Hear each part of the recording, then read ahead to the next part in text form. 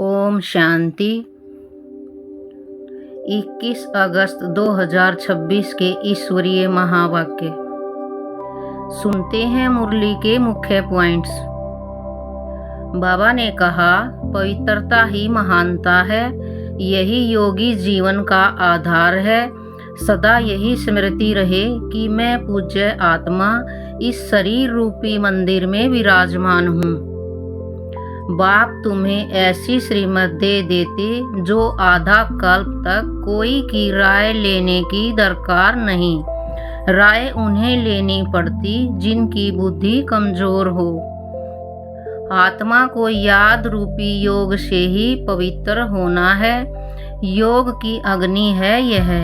यहाँ का सुख तो कागविष्टा मिसल है। तो बच्चों को ज्ञान रत्नों से झोली भरनी चाहिए। कोई भी प्रकार का संशय नहीं आना चाहिए। देह अभिमान आने से फिर अनेक प्रकार के प्रश्न आदि उठते हैं।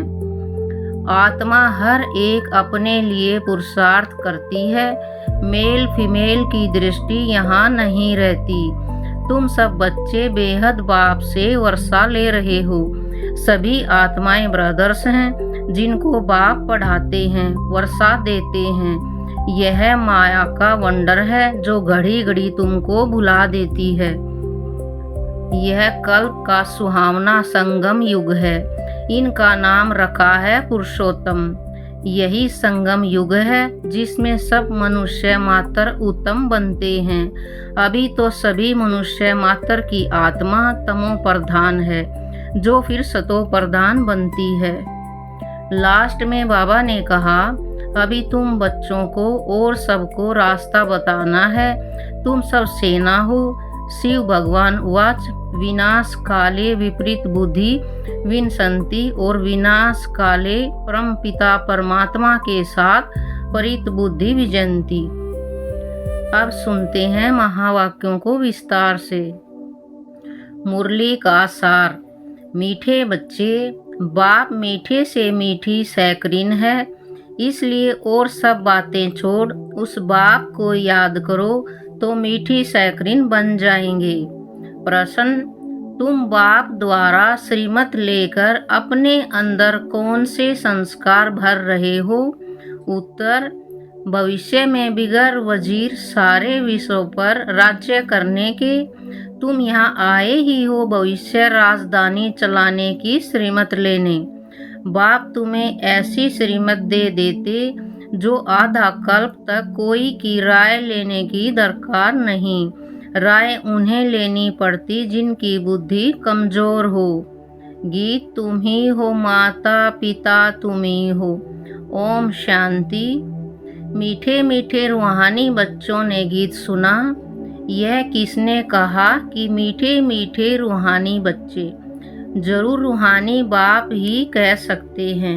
मीठे मीठे रूहानी बच्चे अभी सम्मुख बैठे हैं और बहुत ही प्यार से बाप समझा रहे हैं। अभी तुम जानते हो, सिवाय रूहानी बाप के सर्व को सुख शांति देने वाला व सर्व को दुखों से लिबरेट करने वाला दुनिया भर में और कोई नहीं है। इसलिए दुख में बाप को याद करते रहते हैं। तुम बच्चे सम्मुख बैठे हो, जानते हो बाबा हमको सुख धाम का लायक बना रहे हैं। सदा सुख धाम का मालिक बनाने वाले बाप के सम्मुख आए हैं। अभी समझते हैं, सम्मुख सुनने और दूर रहकर सुनने में बहुत फर्क है। मधुबन में सम्मुख आते हो। मधुबन मशहूर है। मधुबन वृंदावन में उन्होंने श्री कृष्ण का चित्र दिखाया है, परंतु श्री कृष्ण तो है नहीं। यहाँ तो निराकार बाप तुम बच्चों से मिलते हैं। तुम्हें स्वयं को घड़ी घड़ी आत्मा निश्चय करना है। मैं आत्मा बाप से वर्षा ले रही हूँ। सारे कल्प में यह एक ही समय आता है। यह कल्प का सुहावना संगम युग है। इनका नाम रखा है पुरुषोत्तम। यही संगम युग है जिसमें सब मनुष्य मात्र उत्तम बनते हैं।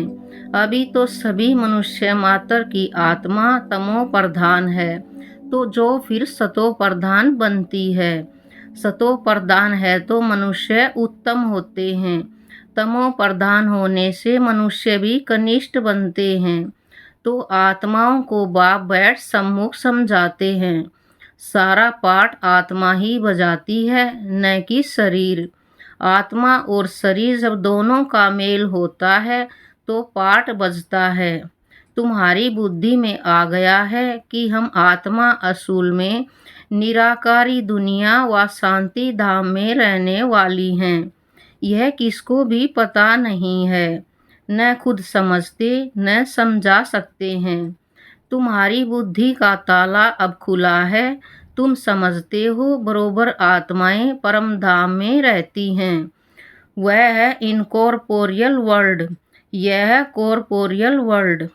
यहाँ हम सब आत्माएं एक्टर्स पाठधारी हैं। पहले पहले हम पाठ बजाने आते हैं, फिर नंबरवार आते जाते हैं। सभी एक्टर्स इकट्ठे नहीं आ जाते, भिन्न भिन्न प्रकार के एक्टर्स आते जाते हैं। सब इकट्ठे तब होते हैं जब नाटक पूरा होता है। अभी तुमको पहचान मिली है। आत्मा असूल शांति धाम की रहवासी है, यहाँ आती है पाठ बजाने। बाप सारा समय पाठ बजाने नहीं आते, हम ही पाठ बजाते बजाते तमो प्रधान बन जाते हैं। अभी तुम बच्चों को सम्मुख सुनने से बड़ा मजा आता है, इतना मजा मुरली पढ़ने से नहीं आता। यहाँ सम्मुख होना तो पहले सतयुगी आदि सनातन देवी देवता धर्म वाले ही आते हैं। तुम जानते हो कि भारत गॉड नॉलेज का स्थान था, अभी नहीं है। चित्र देखते हो तो थे जरूर। पहले पहले हम देवी देवता थे। अपने पाठ को तो याद करेंगे कि भूल जाएंगे। बाप कहते हैं तुमने यह पाठ बजाया है, यह ड्रामा है।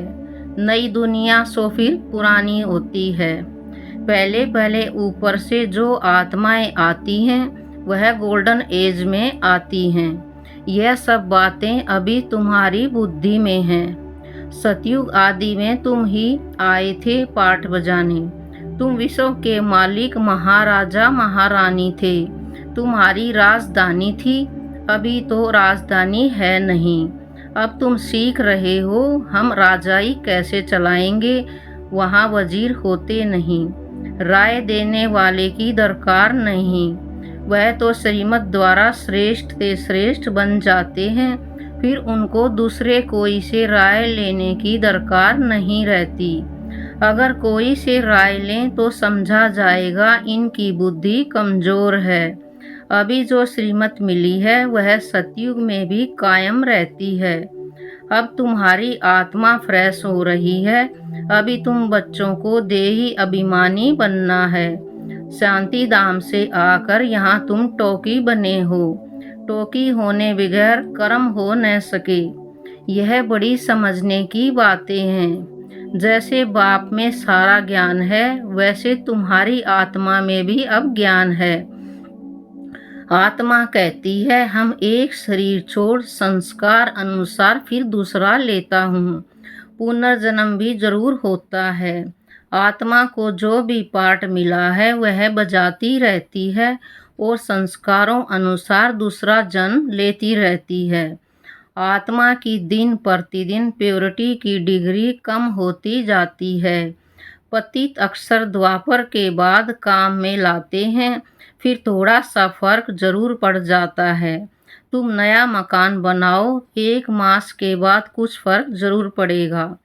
अभी तुम समझते हो बाबा हमको वर्षा देते हैं। बाप कहते हैं हम आए हैं तुम बच्चों को वर्षा देने। जितना जो पुरुषार्थ करेंगे उतना पद पाएंगे। बाप के पास कोई फर्क नहीं है।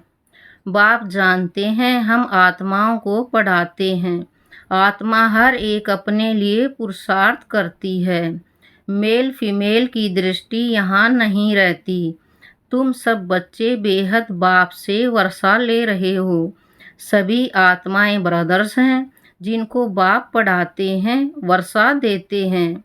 बाप ही रूहानी बच्चों से बात करते हैं कि हे लाडले मीठे शकीलदे बच्चों, तुम सब बहुत समय पाठ बजाते बजाते और फिर आकर मिले हो अपना वर्षा लेने।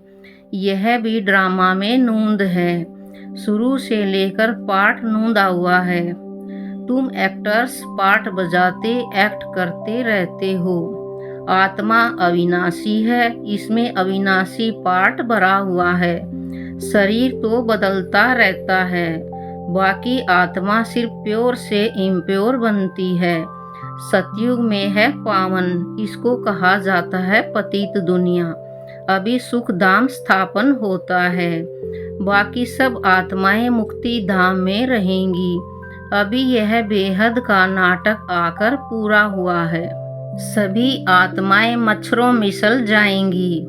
इस समय कोई भी आत्मा आए तो पतित दुनिया में उनकी क्या वैल्यू होगी?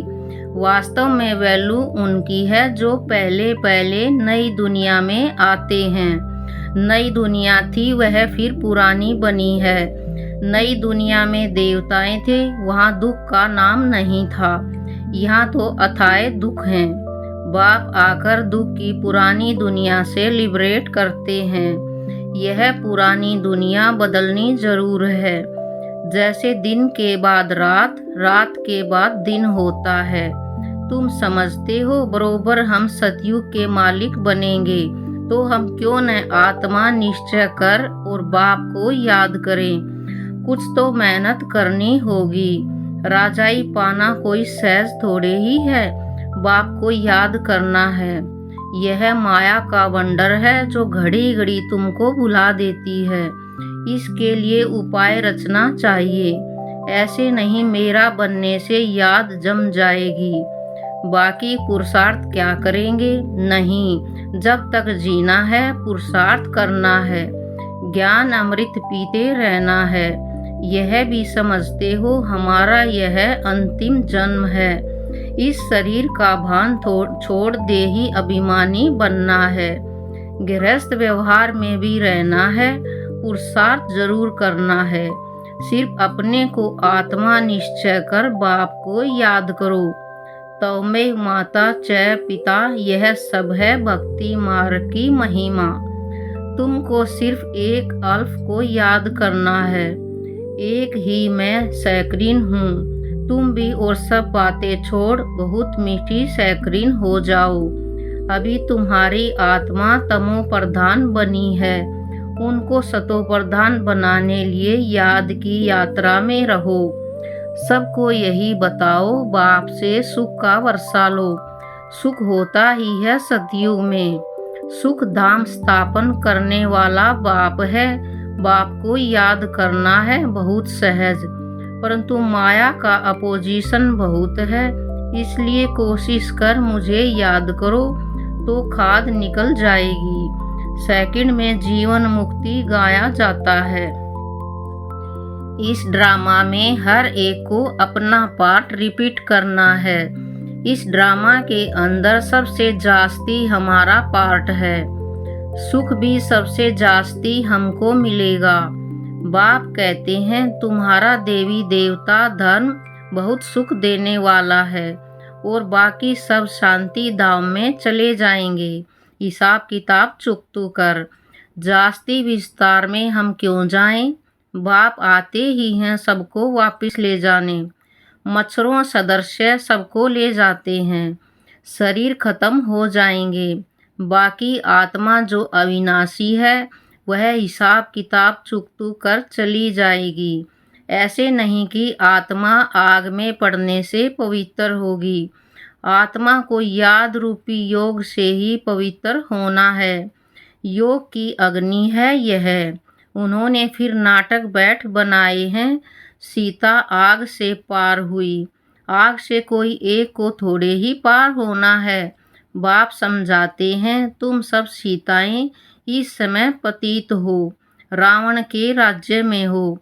अब एक बाप की याद से तुमको पावन बनना है।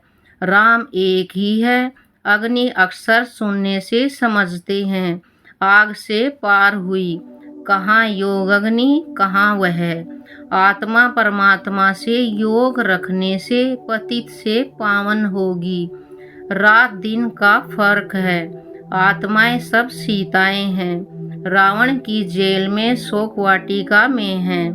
यहाँ का सुख तो काग विष्टा मिसल है। स्वर्ग के सुख तो अथाए हैं। तो बच्चों को ज्ञान रत्नों से झोली भरनी चाहिए। कोई भी प्रकार का संशय नहीं आना चाहिए। देह अभिमान आने से फिर अनेक प्रकार के प्रश्न आदि उठते हैं। फिर बाप जो धंधा देते हैं वह करते नहीं हैं। मूल बात है हमको पतित से पावन बनना है। दूसरे कोई भी संकल्प उठाने की दरकार नहीं है। यह है पतित दुनिया, वह है पावन दुनिया। मुख्य बात है ही पावन बनने की। पावन कौन बनाएंगे ये कुछ भी पता नहीं। बोलो तुम पतित हो तो बिगड़ पड़ेंगे। अपने को विकारी कोई भी समझते नहीं। कहते हैं गृहस्थी तो सब थे। राम सीता लक्ष्मी नारायण को भी तो बच्चे थे ना। वहाँ भी तो बच्चे पैदा होते हैं। यह भूल गए हैं कि उसको वॉइसलेस वर्ल्ड कहा जाता है। वह है शिवालय।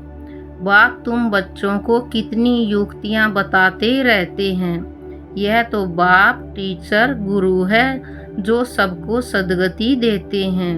वह तो एक गुरु मर गया तो फिर बच्चे को गद्दी देंगे। अब वो कैसे सद्गति में ले जाएंगे। सर्व का सद्गति दाता है ही एक। रावण राज्य में है दुर्गति, राम राज्य में है सद्गति। बाप सबको पावन बनाकर ले जाते हैं। फिर कोई फट से पतित नहीं बनते, नंबरवार उतरते हैं। सतो प्रधान से सतो रजो तमो तुम्हारी बुद्धि में 84 का चक्कर बैठा है। तुम जैसे अब लाइट हाउस हो। ज्ञान से इस चक्कर को जान गए हो कि यह कैसे फिरता है। अभी तुम बच्चों को और सबको रास्ता बताना है। तुम सब सेना हो, तुम पायलट हो, रास्ता बताने वाले। सबको बोलो अब शांति धाम सुख धाम को याद करो। कलयुग दुख धाम को भूल जाओ। हम आपको बहुत अच्छा रास्ता बताते हैं। पतित पावन एक ही निराकार बाप है। उनको याद करने से तुम पावन बन जाएंगे। तुम्हारी आत्मा पर जो कट चढ़ी हुई है वह उतरती जाएगी। भगवान वाच मन मना भव।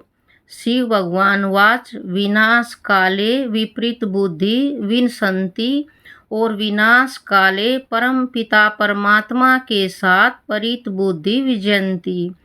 तुम्हारी जितनी प्रीत बुद्धि होगी उतना उच्च पद पाएंगे। देह अभिमान में आने से इतना ऊंच पद नहीं पा सकेंगे। अच्छा, मीठे मीठे शकील दे बच्चों प्रति माता पिता बाप दादा का याद प्यार और गुड मॉर्निंग। रूहानी बाप की रूहानी बच्चों को नमस्ते।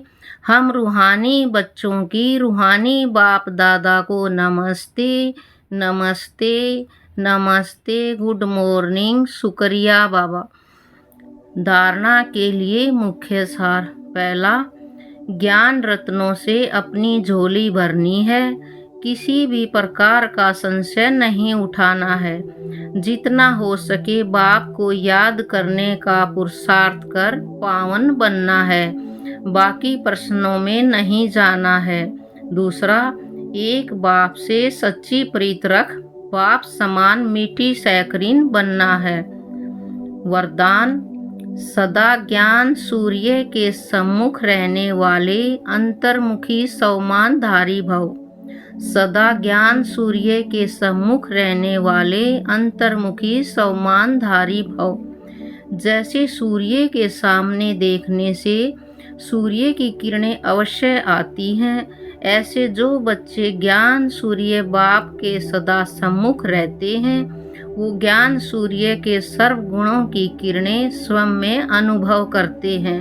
उनकी सूरत पर अंतर्मुखता की झलक और संगम युग के व भविष्य के सर्व सम्मान की फलक दिखाई देती है। इसके लिए सदा स्मृति में रहे कि यह अंतिम घड़ी है। किसी भी घड़ी इस तन का विनाश हो सकता है, इसलिए सदा प्रीत बुद्धि बन ज्ञान सूर्य के सम्मुख रह अंतर्मुखता व सम्मान की अनुभूति में रहना है। स्लोगन: सदा उड़ती कला में उड़ना ही झमेलों के पहाड़ को क्रॉस करना है। सदा उड़ती कला में उड़ना ही झमेलों के पहाड़ को क्रॉस करना है। अव्यक्त इशारे अपवित्रता के बीज को भी समाप्त कर संपूर्ण स्वच्छ बनो। पवित्रता ही महानता है, यही योगी जीवन का आधार है। जरा भी अंश मात्र संकल्प में भी किसी प्रकार की अपवित्रता है तो जहाँ अपवित्रता का अंश है वहाँ पवित्र बाप की याद जो है जैसा है वैसे नहीं आ सकती। इसलिए मनसा में भी अपवित्रता के अंश को समाप्त कर संपूर्ण स्वच्छ बनो। सदा यही स्मृति रहे कि मैं पूज्य आत्मा इस शरीर रूपी मंदिर में विराजमान हूँ। अच्छा, ओम शांति।